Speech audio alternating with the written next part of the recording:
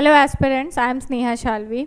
जैसा कि हम लोग जानते हैं कि 70th बीपीएससी प्रीलिम्स के लिए हम लोग लास्ट फेज़ में हैं। आई एम श्योर आप लोगों ने अपनी रिवीजन ऑलमोस्ट कंप्लीट कर ली होगी। आप लोगों को जो एक्स्ट्रा टाइम मिला है रिवीजन के लिए, आप उसको अच्छे से यूटिलाइज़ कर रहे होंगे। ये फेस्टिव सीज़न है तो थोड़ा आपको डिस्टर्बेंस ज़रूर हो रहा होगा, बट इस लास्ट मंथ को हम कैसे बेस्ट यूटिलाइज़ कर सकते हैं, अभी हम लोग उस पर फोकस करेंगे। तो सबसे पहला चीज़ जो इम्पोर्टेंट है वो है कि नए रिसोर्स पे मत जाइए। नए रिसोर्स पे एकदम नहीं जाना है। अभी तक आप जो पढ़ चुके हैं उसी को बार बार रिवीजन कीजिए, उसी को बार बार पढ़िए। नोट्स जो आपका बना हुआ है वो पढ़िए, या आपने जिस भी सोर्स से पढ़ा है उसी को मल्टीपल रिविजन्स कीजिए। नया रिसोर्स में अब नहीं जाना है। सिर्फ और सिर्फ क्या करना है, रिवीजन करना है। रिवीजन कितनी बार, जितनी मैक्सिमम बार हो सके। आपका अगर पॉलिटी स्ट्रॉन्ग है, हिस्ट्री वीक है तो आप हिस्ट्री को ज़्यादा रिवाइज करेंगे। आपका अगर साइंस वीक है तो आप साइंस को ज़्यादा रिवाइज करेंगे। सोर्स डिफर नहीं करेंगे, पर जो पढ़े हैं उसी को बार बार रिवाइज करेंगे, ठीक है। और रिवीजन का पैटर्न डिफर करेगा according to your preferences, your weakness, your strengths. तो अगर आपका जैसे अगर मान लीजिए आपको मैथ्स नहीं आता, मैथ्स का 10 क्वेश्चन आता है एग्जाम में, तो आप कोशिश कीजिए कि कुछ रीजनिंग और मैथ्स के क्वेश्चंस आप सॉल्व कर ले, PYQs जितने भी हैं। इसके अलावा PYQ को अभी भी नहीं भूलना है। PYQs को देखिए, PYQs को पढ़िए, एनालाइज कीजिए और उसका एनालिसिस करते रहिए। PYQ से ही नए क्वेश्चंस बनाए जाते हैं, थीम्स वही रिपीट होता है, तो इसीलिए PYQs को एकदम नहीं भूलना है। इसके अलावा आपको ध्यान देना है मॉक टेस्ट पे। मॉक टेस्ट, अब ऐसा टाइम आ चुका है कि आपको हर कुछ दिन पे मॉक टेस्ट लगाना ही चाहिए। वो आपके कैपेसिटी पे डिपेंड करता है कि आप एक मॉक टेस्ट लगा के उसको एनालाइज करके उसका पूरा सॉल्यूशन पढ़ के उसको नोट्स, उसमें से इंपॉर्टेंट पॉइंट्स को नोट में ऐड करके आपको कितना समय लगता है। ये बहुत लंबा प्रोसेस है और आपको थोड़ा समय लगेगा, हो सकता है आप एक दिन में कर भी ना पाओ।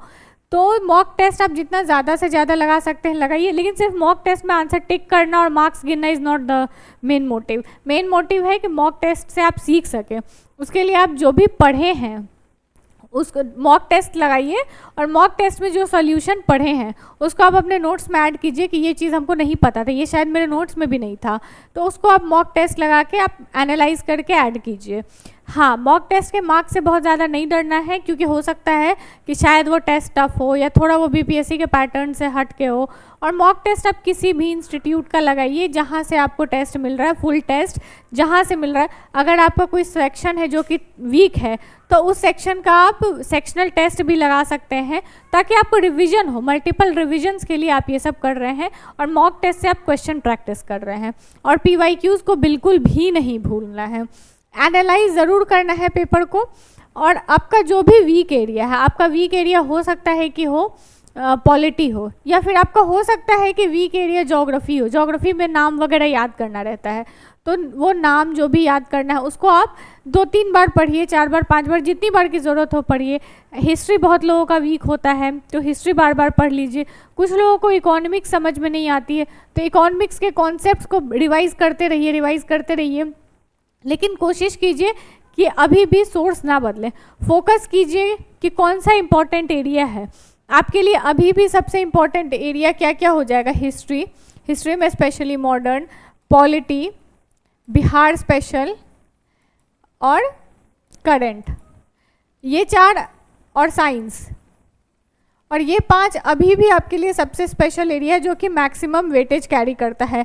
इसको तो सबसे फर्स्ट प्रायोरिटी पे रखिए कि इसमें क्वेश्चंस गलत नहीं होने चाहिए। इसके बाद आपका आ जाएगा ज्योग्राफी में आप उसको मल्टीपल रिविजन्स कीजिए। 7th में इकोनॉमिक्स में कॉन्सेप्चुअल क्वेश्चंस जो नए बन रहे हैं, कोशिश कीजिए कि आप उसको पढ़ सकें। आप कोशिश कीजिए कि नया कॉन्सेप्ट जो इकोनॉमिक्स में जो बेसिक कॉन्सेप्ट्स है उसको जानें। करंट अफेयर, बजट, इन सब से रिलेटेड जो भी डॉक्यूमेंट्स हैं आप उसको एक बार पढ़ लें या उसकी समरी एटलीस्ट देख लें। मैथ्स में जो कुछ पोर्शंस रहते हैं जो कि पूछे जाते हैं 10 मार्क्स के लगभग, तो वो आप कोशिश कीजिए कि बना सकें। वो बहुत ही इजी मार्क्स होता है, बहुत टफ क्वेश्चंस उसमें पूछे नहीं जाते हैं। उसमें बेसिक 10th लेवल का ही क्वेश्चन पूछा जाता है, तो आप अगर बेसिक आइडिया भी रखते होंगे मैथ्स का तो आप वो ज़रूर बना लेंगे। तो इस तरीके से आप सब्जेक्ट को प्रायोरिटाइज़ कीजिए कि किस तरीके से आप पढ़ें ताकि आप मैक्सिमम मार्क्स अचीव कर पाएँ। मॉक टेस्ट से भी आप ये चीज़ एनालाइज कर सकते हैं, सब्जेक्ट वाइज की हिस्ट्री में इतने क्वेश्चंस पे मेरा इतना एक्यूरेसी है, तो आप एक्यूरेसी देखिए, आप देखिए कि आप नेगेटिव ना करें।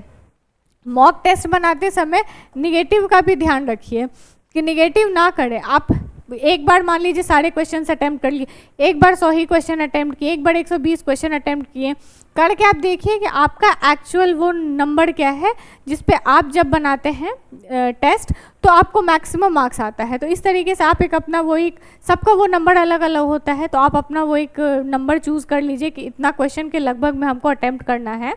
तो इस तरीके से आप मॉक टेस्ट का बेस्ट यूटिलाइजेशन कर पाएंगे। इसके अलावा मार्क्स देख के डिमोटिवेट नहीं होना है, अभी लास्ट मोमेंट है, नया रिसोर्स पे नहीं जाना है, फोकस नहीं लूज़ करना है।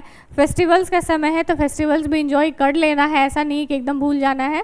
थोड़ा बहुत समय उधर भी देने में कोई दिक्कत नहीं है, लेकिन इसका ये मतलब नहीं कि आप 5 दिन तक पढ़ाई नहीं कर रहे हैं।